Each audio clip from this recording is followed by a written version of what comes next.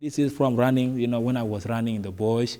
So walking in the night, you can see, the wood down. And so I just get a lot of, scratch on my leg. On the other one also, you can see. This is just from running, So this is how I get all this scratch on my leg.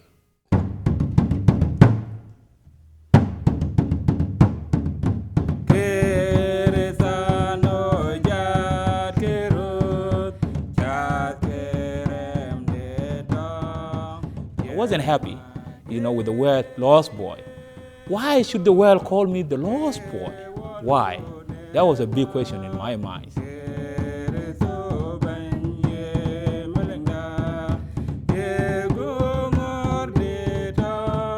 Is it because, nobody likes me anymore? So did I lose from the world, or did I lose from my parents?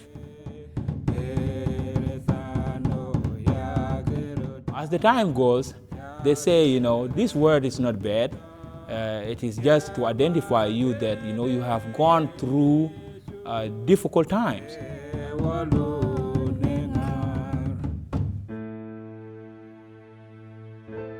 I was so little. In 1983, we were in a small town called Bor.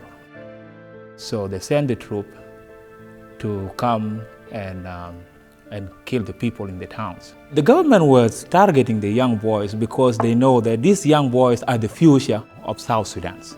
So at midnight, I hear gunshot, and it was just too loud. People were crying, help me, help me. I look out, I saw fire and crossing fire, and then they say, yeah, capture them, capture them, capture them. And then from there, I just ran without even knowing where are my parents. So I was just following the crowd. So I find myself in the bush. I was just empty-handed. So after I went there, these elders, they told us, just to march, and if we found some of the animals, we just, kill the animals, and then we can eat meat from the animals. We eat, leaf from the trees. This is how we survive. The first day, it was terrible, because after they attacked the village and we escaped, the following days, we walk in the morning, and we were just walking through the bush. The government sent us an aircraft to come and just find people in the bush. And then the aircraft, saw us, we were just walking in the bush, and then they dropped the bombs. We think that we are going to die, maybe something going to happen tonight, tomorrow mornings. To cross the desert is 12 hours. We start our walk, the midnight. So during the midday, we were already in the middle of the desert. Unfortunately, there was no water, there was only mud. So I went myself, and I just took a wet mud and tried to drink that wet mud. And suddenly, I collapsed. I didn't know what happened. And one of the elders came and grabbed me, and I hear the sound like I'm dreaming, John, wake up. I was just, unconscious. And after a few minutes, I begin to lose my mind, my memory. I can't remember what happened. We went to Ethiopia, and before we crossed to Ethiopia, there's a river. When I was crossing, I closed my eyes because I don't want to see, that kind of waving, the water circle, until I find myself, I was on the other side. So after 30 days, then the convoys came, with the food. And then the food was not enough. It was just like 2 convoys, and there was like 25 to 30,000 people. I lose one of my best friends. I didn't know that if he was dead. One night, it happened that he's not breathing. And I woke up in the morning, and his name is Majuk. And I tried to say, Majuk, Majuk. I called him. He didn't respond. And I didn't saw something like that in my life before, to see a dead person. Just that was the first time it started, I hear a lot of gunshot and everything, people screaming, hate me, something like that. But I didn't see it in my eyes, That was the first time that to see somebody just dying next to me. So, and then I called, the elders, and I told them that I don't know what happened with my friend here. So this is when the death began. So, and we didn't have energy even to bear people.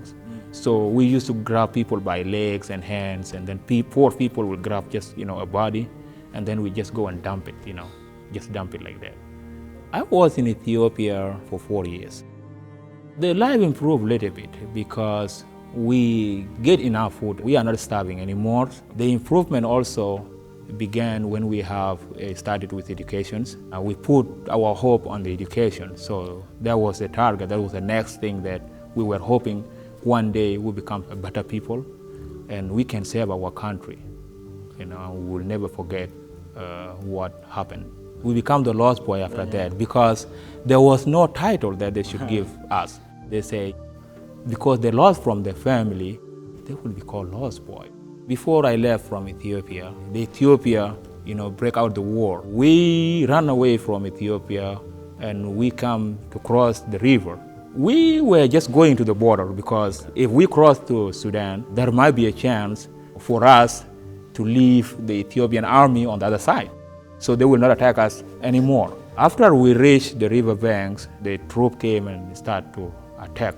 At that time, I was 11. We lose a lot of people during that time because I hear people saying, "Oh, help me, crocodile biting me," all that kind of stuff. So you see blood, on the top of the water, and it was just, I feel like, it's going to catch me also, So I was just scary. I didn't know that we could make it.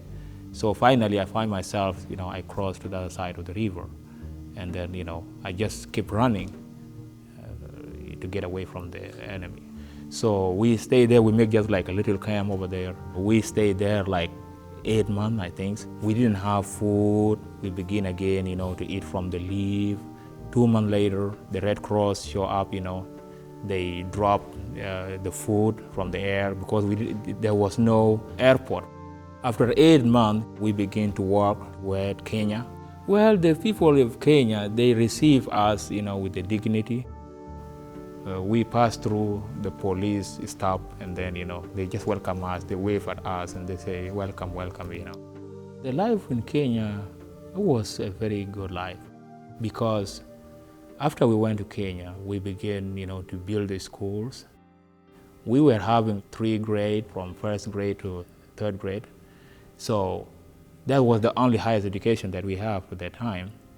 So we didn't have enough pencil, we didn't have all the school supplies.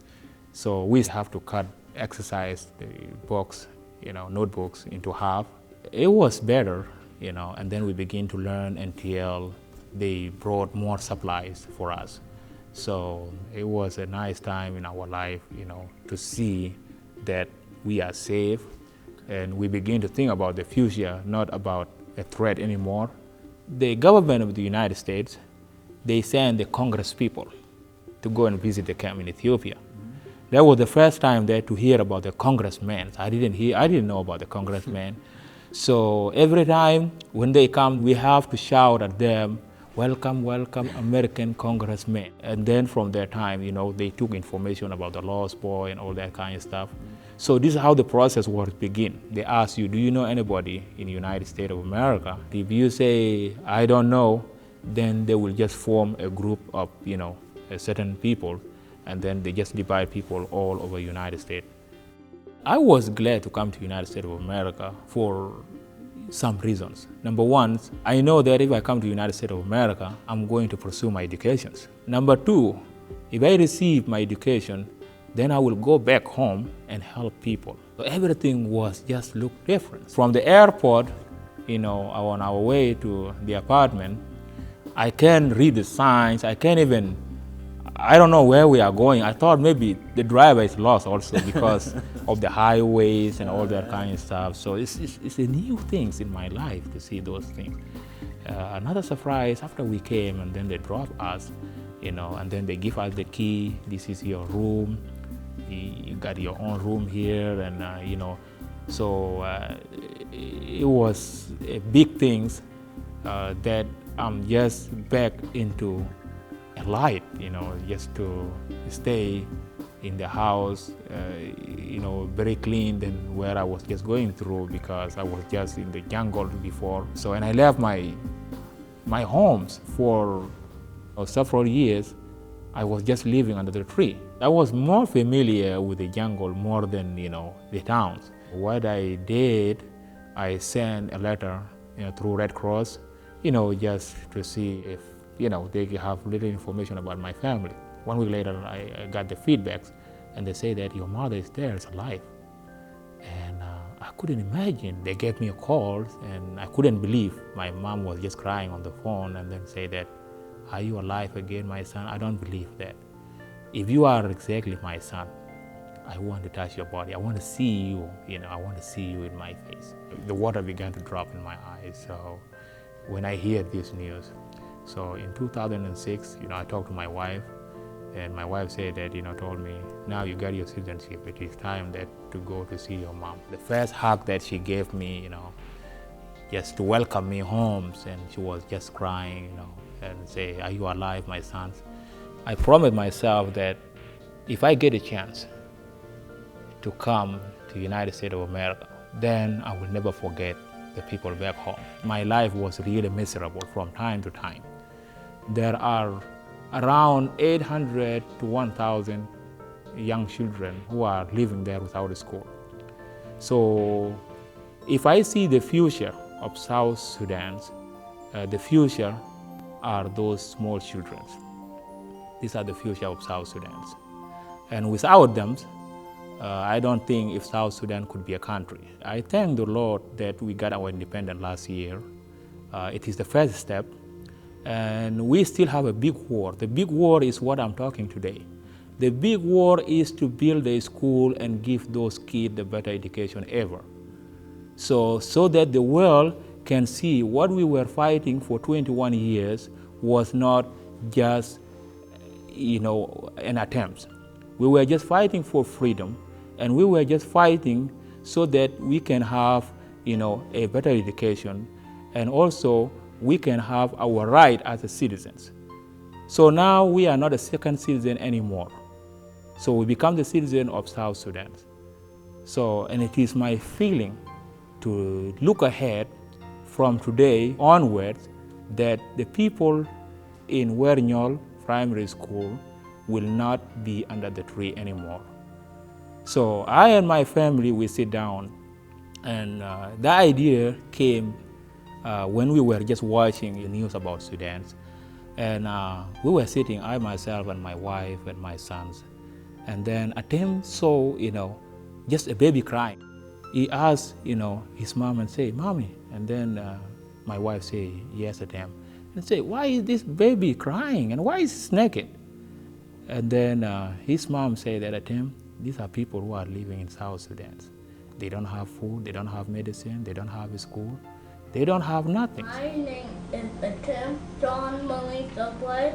I am a kid, and it surprised us, and it made me cry. Atem said that if I could give one of my pencils to this student, would it make difference?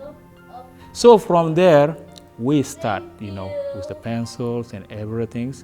So in July last year, my wife took like 1,000 pencils, and then some of the exercise books, pencil sharpeners, a lot of material, she took them along with her when she went back home.